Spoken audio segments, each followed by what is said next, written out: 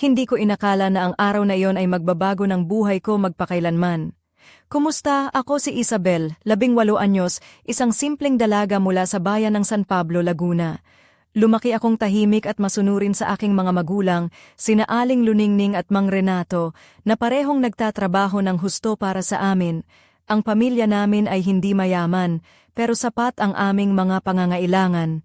Ako ay isang masigasig na estudyante, laging inuuna ang pag-aaral kaysa sa anumang bagay. Hindi ko kailanman inisip na may mga bagay na magpapabago sa pananaw ko sa buhay, mga sikreto na itinatago ng mga taong pinakamalapit sa akin. Lumaki ako sa isang bahay na tila laging puno ng katahimikan at disiplina.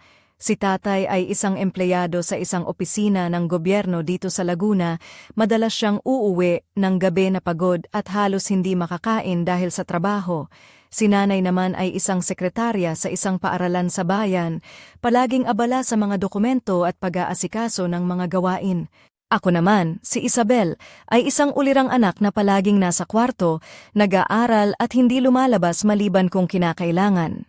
Ang mundo ko ay umiikot lamang sa mga libro at mga pagsusulit. Ngunit isang araw, dumating ang aking tiya Marikit, isang babaeng byuda na matagal nang hindi namin nakikita. Nagpasya siyang tumuloy sa amin ng 2 linggo para magpalipas ng oras. Sa simula, natuwa kami na may kasama sa bahay, lalo na si nanay na tila napagod sa mga gawain sa bahay at trabaho. Ngunit hindi ko inakala na ang presensya ng tiya ko ang magiging simula ng isang di inaasahang pangyayari na maglilihim at magpapabago sa buhay ko ng lubusan. Ang bahay namin ay maliit lang, may 2 kwarto, ang kwarto ng mga magulang ko at ang sa akin. Dahil nga walang ibang espasyo, napagkasunduan na matutuloy si tiya sa akin. Ako, nasanay sa katahimikan at pag-iisa, ay biglang naranasan ng isang kakaibang takot at pagkabagabag sa aking puso. Paano ko haharapin ang araw-araw na pagkakaroon ng kasama sa kwarto ko, lalo na't may mga sikreto akong itinatago sa aking sarili? Sa mga oras na dapat ay tahimik lang ako, unti-unti kong naramdaman na may mga bagay na kailangang baguhin sa aking buhay, ngunit hindi ko pa rin inakala kung gaano kalaki ang epekto nito. Ang kwento ko ay hindi pangkaraniwan, puno ito ng mga pagsubok, pagkakamali, at mga lihim na kailangang harapin. Hindi ko inaasahan na ang taong pinakamalapit sa akin, na dapat ay nagmamalasakit at nagmamahal, ang magiging dahilan ng aking pagkadurog at pagkalito. Ngunit sa kabila ng lahat ng ito, may pag-asa pa rin na muling bumangon at magbago. Sa susunod na mga araw, isasalaysay ko ang bawat bahagi ng aking karanasan mula sa mga unang palatandaan ng pagbabago hanggang sa mga sandaling halos sumira sa akin at sa huli, ang pag-asa na muling makabangon. Samahan ninyo ako sa paglalakbay na ito, isang kwento ng pag-ibig, pagkakamali at pagtuklas sa tunay na kahulugan ng buhay. At sa gabing iyon, nang pumasok si nanay sa kwarto at makita kami ni tiya sa isang hindi inaasahang kalagayan, doon nagsimula ang lahat. Sa araw na iyon, ang simula ng aking bagong buhay ay tila isang malalim na bangungot na hindi ko inaasahan. Ang araw na iyon ay nagdala ng isang biglaang pagbukas ng pinto ng aking kwarto at doon ko nakita si nanay na nakatayo sa likod namin ng aking tiya, si Marikit.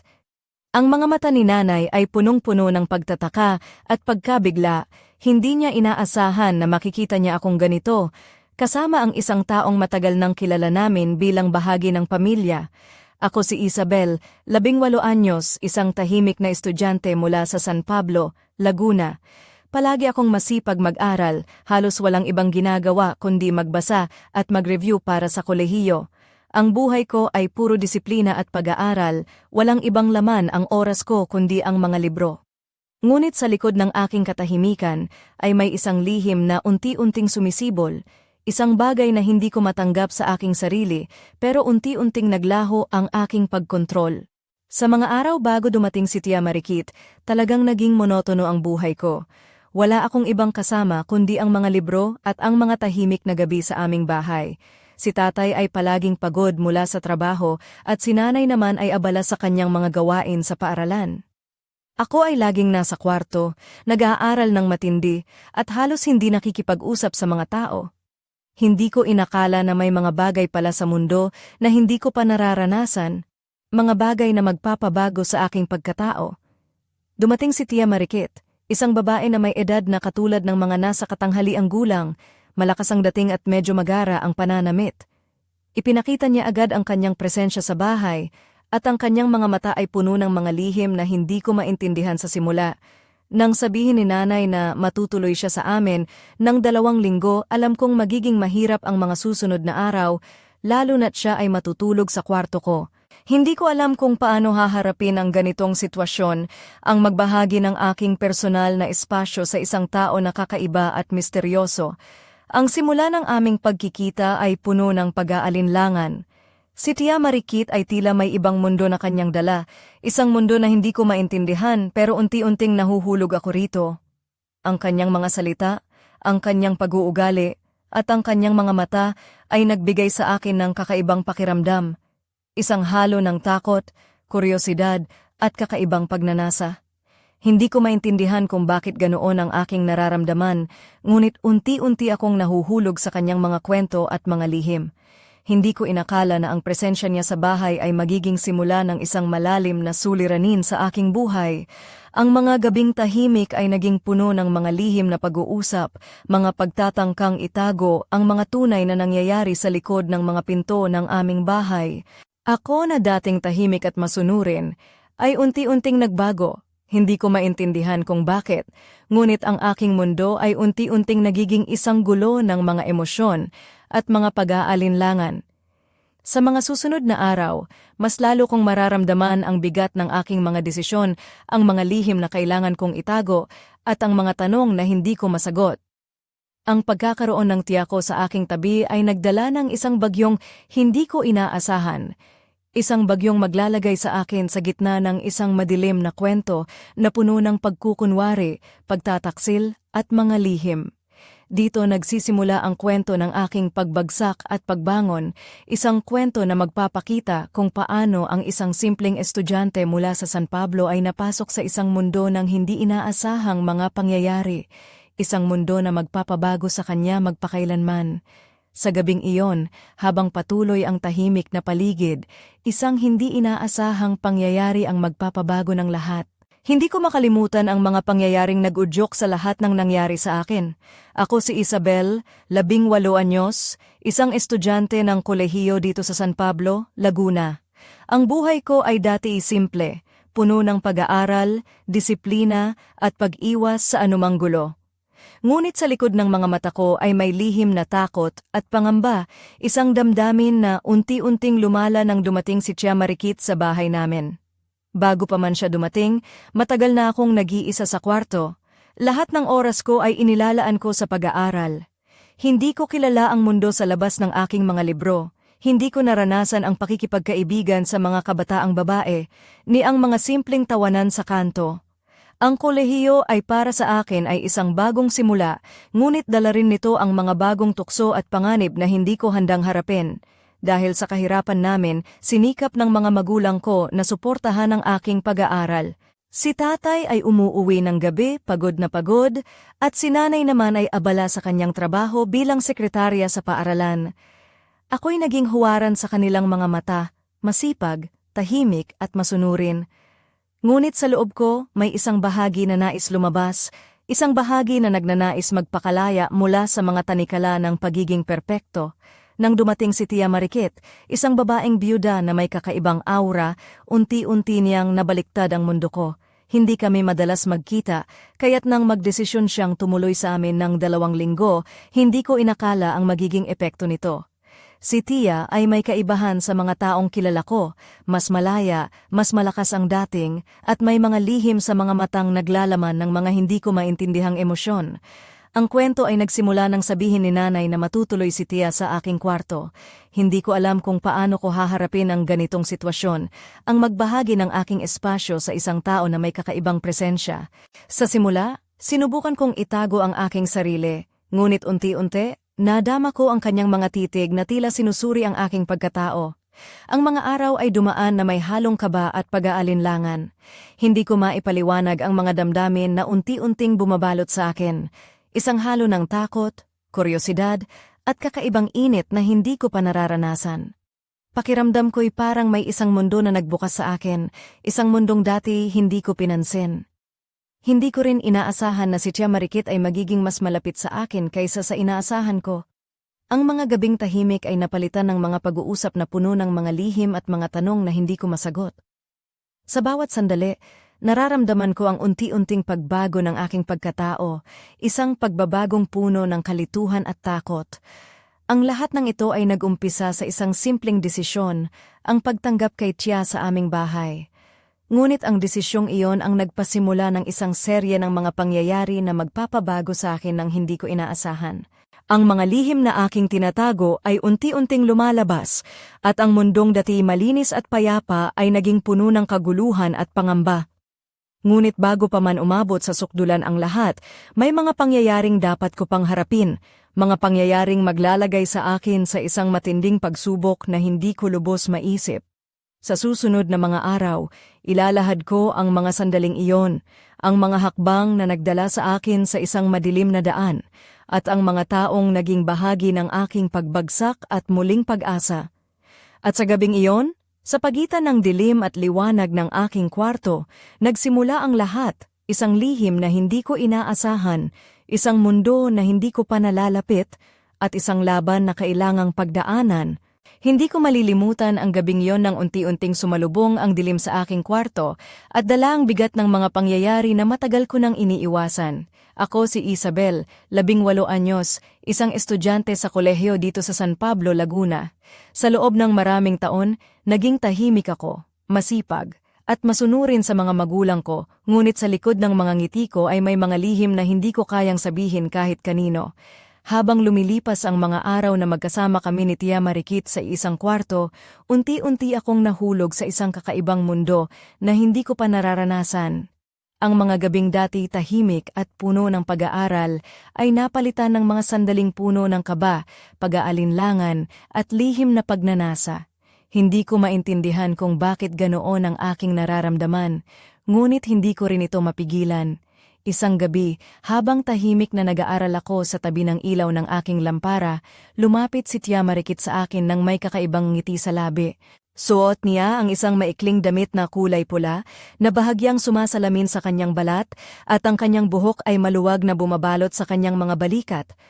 Ang kanyang mga mata ay naglalaman ng isang lihim na sinisikap niyang itago, ngunit kitang-kita ko ang halong pagnanasa at pag-aalala dito.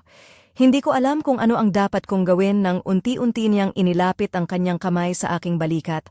Naparam ako, hindi dahil sa takot, kundi dahil sa isang hindi maipaliwanag na pag-aalinlangan sa loob ko. Ang puso ko ay mabilis na tumibok at ang paghinga ko ay biglang naging mabigat. Hindi ko inaasahan na sa simpleng galaw na iyon, mabubuksan ang isang pinto ng mga damdaming matagal ko nang itinago. Sinimulan niyang kausapin ako ng malumanay, sinasabi ang mga bagay na tila nagmumula sa kanyang puso. Ipinagtapat niya ang kanyang kalungkutan bilang isang babaeng nag-iisa na matagal nang nawalan ng kasama sa buhay. Sa mga salita niya, naramdaman ko ang kanyang pangungulila at ang kanyang pagnanais na mahalin at mahalin muli. Hindi ko maintindihan kung paano ko siya matutulungan, ngunit sa kabila ng lahat, naramdaman ko ang isang kakaibang koneksyon sa pagitan namin. Ang mga sandaling iyon ay puno ng mga emosyon na hindi ko pa nararanasan, isang halo ng takot, pag-aalinlangan, at isang kakaibang pagnanasa. Hindi ko alam kung paano ito haharapin, ngunit alam ko na ang mga damdaming iyon ay unti-unting sumisibol sa akin. Hindi ko inaasahan na ang tahimik at masinop kong buhay ay magiging ganito, ngunit sa kabila ng lahat, hindi ko maitatanggi ang nagaganap na pagbabago sa aking pagkatao. Sa mga sumunod na araw, naging mahirap para sa akin ang pag-aaral. Ang aking isipan ay palaging naliligaw sa mga alaala ng gabing iyon at kahit saan ako magpunta, nararamdaman ko ang bigat ng mga lihim na dala ko. Ang mundo ko ay unti-unting nagiging isang gulo ng mga damdamin at mga lihim na hindi ko kayang ilahad. Ang unang bahagi ng kwento ay isang paglalakbay sa aking pagkakakilanlan, isang paglalakbay na puno ng mga pagsubok at mga lihim na kailangang harapin. Ngunit alam kong hindi pa dito nagtatapos ang lahat. May mga mas malalalim pang bahagi ng aking kwento na kailangang tuklasin, mga bahagi na magpapakita ng tunay na kalikasan ng mga pangyayaring nagbago sa akin. Sa gabing iyon, habang pinagmamasdan ko ang dilim ng aking kwarto, naramdaman ko na ang simula ng isang bagong yugto sa aking buhay, isang yugto na maglalaman ng mga lihim, kahinaan, at mga desisyong kailangang pagdaanan, at wala pa akong ideya kung paano ako makakalabas sa mundong aking kinalalagyan. Hindi ko akalain na ang mga pangyayaring iyon ang magpapabago sa takbo ng aking buhay ng ganito kalalim. Ako si Isabel, 18 anyos, isang dalaga mula sa tahimik na bayan ng San Pablo, Laguna. Dati-rate, ang mundo ko ay umiikot lamang sa pag-aaral at pagiging masunurin sa aking mga magulang. Ngunit nang pumasok si Tia Marikit sa aking buhay, unti-unti itong nag-iba. Ang bawat araw ay puno ng pag-aalinlangan, lihim, at mga damdaming hindi ko lubos maintindihan. Nangyari ang hindi inaasahan, isang gabi na akala ko ay tulad ng dati, ngunit nagbago ang lahat sa isang iglap.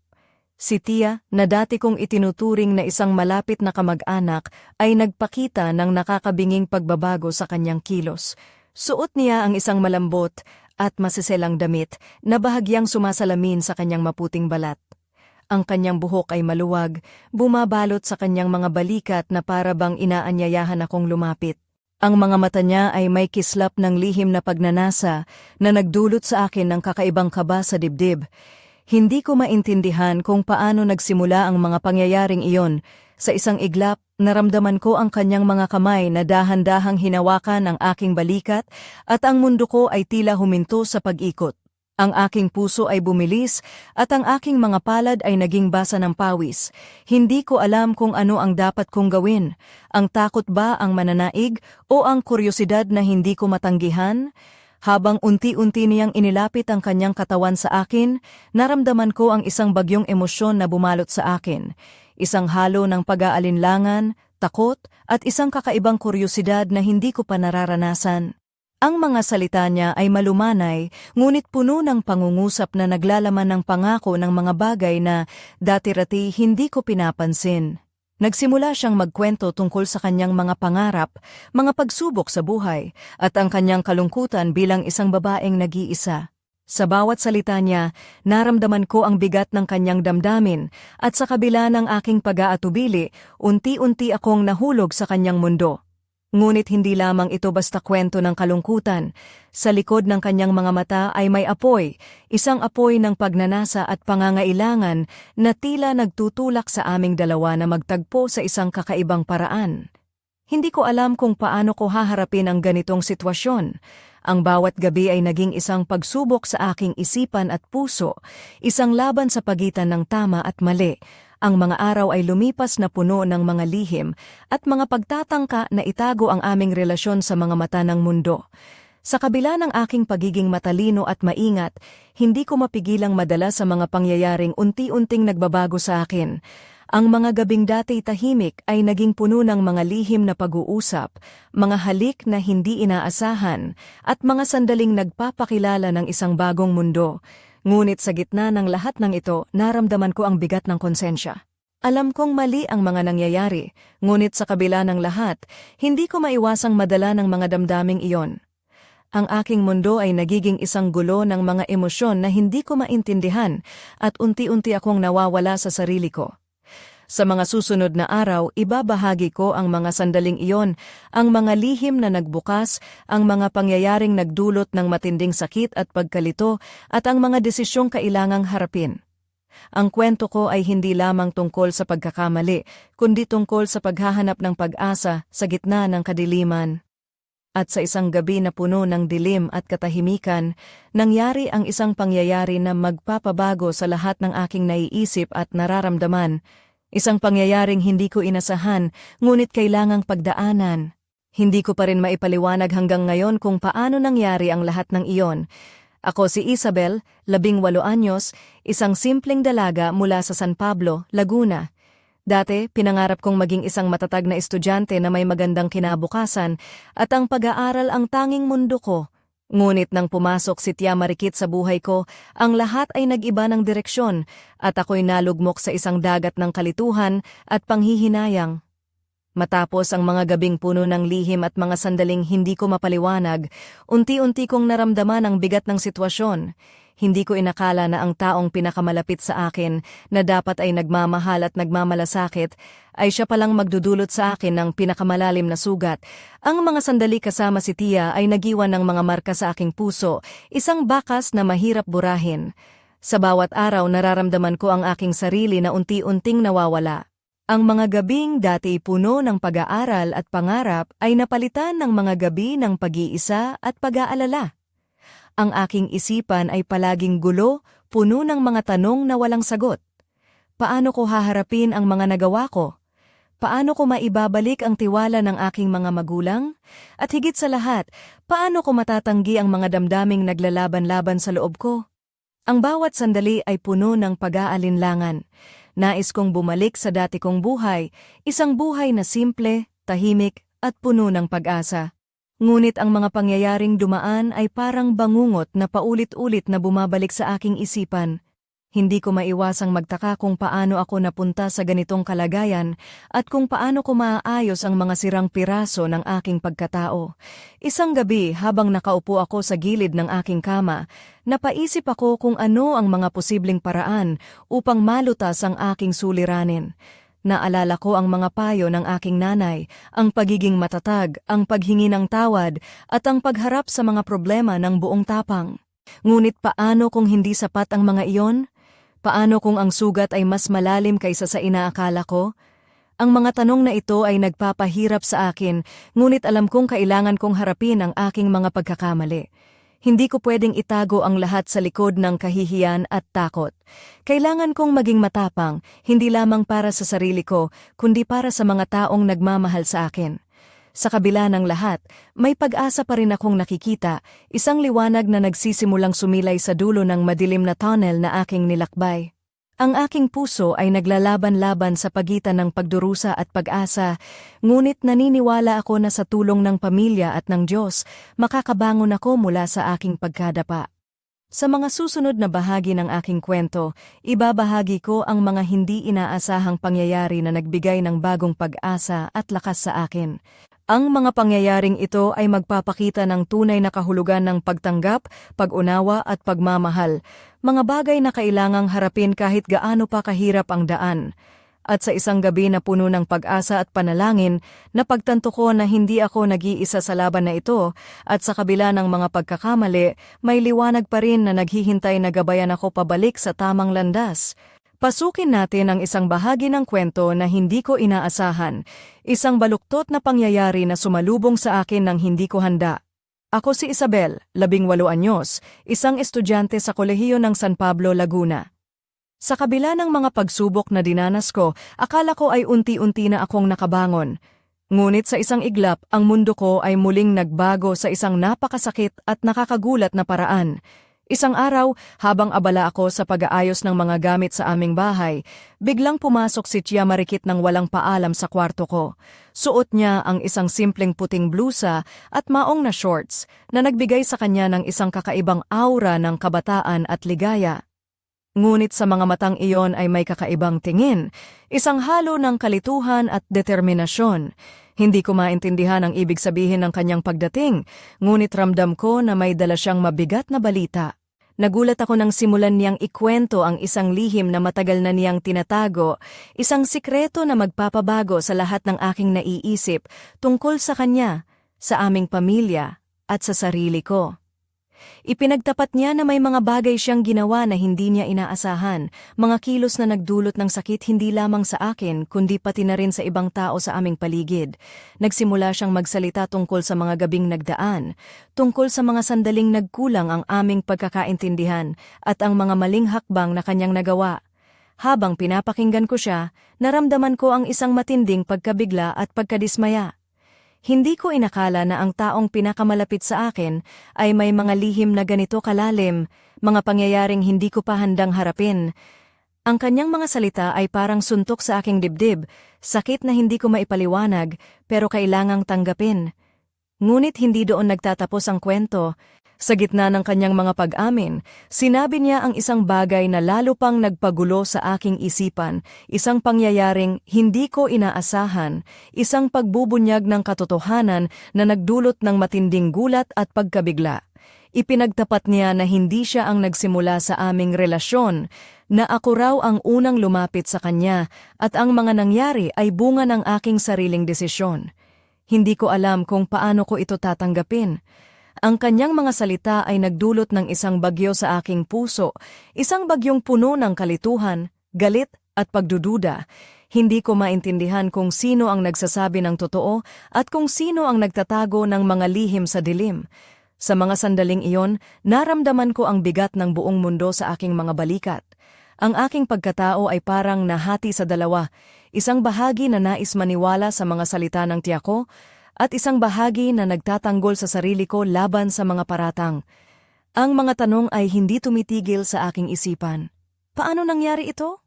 Sino ba talaga ang may kasalanan? At paano ako makakabangon mula sa sugat na ito? Ang kwento ay nagiging mas komplikado kaysa sa aking inakala. Ang mga taong inaasahan kong gabay at sandigan ay nagiging dahilan ng aking pagkalito at pagdurusa. Ngunit sa kabila ng lahat ng ito, alam ko na kailangang harapin ang katotohanan, kahit gaano pa ito kasakit. Sa susunod na bahagi, ibabahagi ko ang pagpapatuloy ng pagbubunyag na ito, ang mga pangyayaring magpapakita ng tunay na kalagayan ng aming relasyon at ang mga hakbang na kailangang gawin upang mahanap ang katotohanan sa gitna ng mga kasinungalingan. Ang laban ko ay hindi patapos at ang mga lihim ay patuloy na sumusulpot, naghihintay na mabunyag. Ang araw na iyon ay tila isang bangungot na hindi ko inaasahan. Ako si Isabel, 18 anyos, isang dalagang estudyante mula sa San Pablo, Laguna, na naglalakbay sa isang mundo ng mga lihim at kasinungalingan. Matapos ang pagbubunyag ni Tia Marikit, ang lahat ay nagbago, ang mga tanong ay dumami, at ang aking puso ay napuno ng takot at pagdududa. Hindi ko makalimutan ang mga salitang lumabas mula sa kanyang bibig, mga salitang nagbukas ng mga pinto ng kahihiyan at kalituhan. "Isabel," sabi niya, "hindi ako ang nag-umpisa. Ikaw ang unang lumapit sa akin, at ang lahat ng nangyari ay bunga ng iyong sariling desisyon." Parang kumulog sa akin ang mga salitang iyon, at ang aking mundo ay nagsimulang gumuho. Ngunit hindi ako papayag na maging biktima lamang ng mga pangyayari. Sa kabila ng sakit na nadarama ko, nagpasya akong hanapin ang katotohanan. Tinawagan ko si Kalito, ang kapitbahay namin na matagal ng kaibigan ng pamilya, upang malaman kung ano ang tunay na nangyari. Siya ang taong malapit sa amin at may alam sa mga kaganapan sa bahay. Sa aming pag-uusap, nalaman ko ang mga detalye na hindi ko inaasahan. Sabi niya, may mga gabi na nakita siya na may kakaibang kilos si Tia Marikit, mga pagkakataong nagiiwan siya sa bahay nang hindi ipinalaalam sa pamilya. May mga usap-usapan sa barangay na may mga lihim na relasyon si Tia na hindi ko pa naririnig. Ang mga impormasyon na ito ay parang suntok sa akin, ngunit nagbibigay din ng kaliwanagan sa mga nangyari. Habang patuloy ang aking pagsisiyasat, nakaramdam ako ng halo-halong emosyon, galit, lungkot, at pagkabigla. Hindi ko akalain na ang taong inaasahan kong maging sandigan ko ay may mga lihim na ganito. Ngunit sa kabila ng lahat, napagtanto ko na kailangan kong maging matatag para sa sarili ko at sa aking pamilya. Sa gitna ng lahat ng ito, nakaramdam ako ng pagod at panghihina. Ang mga gabi ko ay puno ng pag-iisip, at ang aking puso ay tila nahahati sa gitna ng pag-ibig at pagkamuhi. Ngunit hindi ko kayang sumuko dahil alam kong kailangan kong harapin ang mga ito upang makalaya. Isang gabi, habang nag-iisa ako sa kwarto, naramdaman ko ang bigat ng aking kalungkutan. Ngunit sa kabila ng lahat, may isang bahaging hindi ko pa rin maipaliwanag, ang koneksyon ko kay Tia Marikit. Kahit gaano man siya kasakit sa akin, may bahagi pa rin ako na nais siyang maintindihan, maramdaman ang kanyang mga dahilan, at mahanap ang totoong dahilan ng lahat. Ang kwento ay patuloy na naglalagay sa akin sa isang mahirap na kalagayan, isang laban sa pagitan ng puso at isip, ng katotohanan at kasinungalingan. Ngunit alam ko na hindi ito ang katapusan. May mga pangyayaring darating na maglalantad ng mga lihim na mas malalim pa, mga bagay na magpapabago ng lahat ng aking pananaw. Sa susunod na bahagi, ilalahad ko ang mga pangyayaring magpapakita ng tindi ng emosyon at ang mga pagsubok na haharapin ko. Isang yugto na puno ng matinding tensyon, mga lihim na mabubunyag at mga desisyong magpapabago ng aking buhay magpakailanman. Hindi ko maipaliwanag ang bigat na bumalot sa akin noon. Ang bawat sandali ay parang apoy na unti-unting sinusunog ang aking kaluluwa. Ako si Isabel, 18 anyos, isang dalagang naglalakbay sa gitna ng unos ng buhay sa San Pablo, Laguna. Ang mga pangyayaring nagdaan ay hindi lang basta kwento ng pagkakamali o lihim. Ito ay isang matinding labanan sa pagitan ng aking pagkatao at ng madilim na bahagi ng aking mundo. Habang lumalalim ang mga pangyayari, naramdaman ko ang bawat emosyon na parang kulog na dumadagundong sa loob ng aking dibdib. Ang mga gabi ay naging isang walang katapusang gulo ng pag-aalinlangan at takot. Ang mga mata ko ay pula sa pag-iyak at ang katawan ko ay nanghihina sa bawat pagdaan ng oras. Ang bawat araw ay tila isang pakikipagbakbakan sa sarili, isang pagsubok kung hanggang saan ako makatatagal sa mundong ito ng mga lihim at kasinungalingan. Ang mga pangyayaring iyon ay parang isang ilog na dumadaloy ng mabilis, hindi ko na mahawakan o mapigilan ang agos ng mga damdamin. Ang bawat halik, bawat haplos, bawat lihim na sandali ay nag-iwan ng bakas na mahirap burahin. Ang mga alaala ay pumipilit bumalik sa aking isipan, pinapawi ang bawat pag-asa na unti-unting sumisilip sa dilim. Ngunit sa kabila ng lahat ng ito, may isang bahagi ng aking puso na patuloy na naghahangad ng kalayaan, isang hangarin na makatakas mula sa kadiliman at makahanap ng liwanag. Alam ko na ang laban na ito ay hindi madali. Ngunit hindi ako susuko. Hindi ko hahayaang ang mga pangyayaring ito ang magdikta ng aking kapalaran. Sa gitna ng aking pakikipaglaban, naalala ko ang mga payo ni nanay, ang kanyang mga salita na puno ng pagmamahal at pag-asa. Isabel, sabi niya, ang tunay na lakas ay nasa pagtanggap sa sarili at sa pagharap sa mga pagsubok ng buong tapang. Ang mga salitang iyon ay naging gabay ko sa bawat hakbang, kahit gaano pa kahirap ang landas. Ang mga pangyayaring ito ay nagdala sa akin sa sukdulan ng aking pasensya at lakas. Ngunit sa kabila ng lahat, natutunan kong ang bawat sugat ay may gamot at ang bawat dilim ay may liwanag. Ang aking kwento ay hindi lamang tungkol sa pagkadapa, kundi tungkol sa muling pagbangon at pagharap sa buhay ng may tapang at pag-asa. Ngunit bago matapos ang kabanatang ito, may isang pangyayaring hindi ko inaasahan, isang pangyayaring magbibigay daan sa isang malaking pagbabago sa aking buhay. Isang lihim na matagal nang itinatago, na ngayon ay unti-unting sumisiklab, naghihintay na mabunyag at magbago ng lahat. Sa susunod na bahagi, isusulat ko ang mga pangyayaring magpapakita ng sukdulan ng tensyon, ng mga damdaming sumasabog, at ng isang desisyong maglalagay ng tanong sa aking kinabukasan. Isang pagtatapos na magbubukas ng pinto para sa isang bagong simula, isang simula na puno ng misteryo at pag-asa. Hindi ko inakala na darating ang araw na iyon, ang araw na magiging sukdulan ng lahat ng pinagdaanan ko. Ako si Isabel, 18 anyos, isang dalaga mula sa San Pablo, Laguna, na naglakbay mula sa kadiliman patungo sa liwanag, ngunit sa huli ay naharap sa isang matinding desisyon na magbabago sa lahat. Sa gabing iyon, habang nakaupo ako sa tabi ng bintana ng aking kwarto, pinagmamasdan ang malamlam na ilaw ng mga poste sa kalye, naramdaman ko ang bigat ng mga pangyayari na bumalot sa akin. Ang mga lihim na matagal ko nang tinatago ay tila sumabog sa puso ko, at ang mga damdaming akala ko'y nawala na ay muling nanumbalik ng mas matindi. Biglang pumasok si nanay sa kwarto, ang kanyang mga mata ay puno ng luha at pag-aalala. Hindi niya sinabi kaagad ang ibig niyang sabihin, ngunit ramdam ko ang lalim ng kanyang nararamdaman. Sa kanyang mga salita, narinig ko ang pag-ibig at pangunawa na matagal ko nang hinahanap. Isabel anak, kailangan nating harapin ang lahat ng ito ng magkasama, sabi niya habang mahigpit akong niyayakap. Dito ko napagtanto na ang tunay na lakas ay hindi lamang galing sa sarili, kundi galing din sa mga taong handang sumuporta sa akin, sa pamilya ko na palaging nandyan, kahit gaano man kahirap ang mga pagsubok.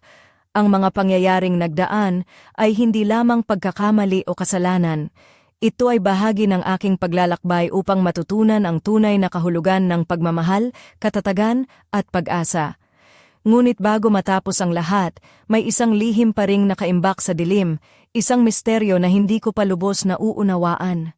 Ang mga mata ni Tia Marikit ay may kakaibang ningning, at sa bawat ngiti niya ay may nakatagong mga tanong na kailangang sagutin. Sa kabila ng lahat, nanatili siyang bahagi ng aking kwento, isang bahagi na puno ng sugat at alaala.